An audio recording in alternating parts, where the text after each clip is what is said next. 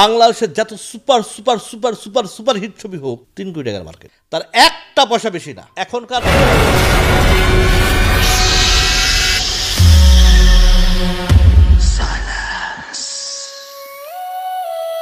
শাকিব খানের কোনো ছবি 3 কোটি টাকার বেশি ইনকাম করতে পারেনি বললেন মোহাম্মদ ইকবাল।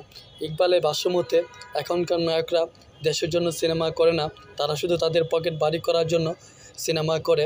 চাপাবাজ ইকবালের এই বকবকানি বন্ধ করার জন্য শাকিব খান বরবাদ সিনেমার 5 লাখ ডায়লগ দিয়ে চুপ থাকার হুমকি দিলেন। ইকবালের সুযোগ পেলে নিজের সিনেমা নিয়ে চাপাবাজি করে আর শাকিব খানের সিনেমা নাকি ফ্লপ যায় তা প্রমাণ করতে চাই, অথচ সাধারণ দর্শক বুঝে কার সিনেমা কেমন ইনকাম করে তা মাথামোটা ইকবাল বুঝতে চায় না।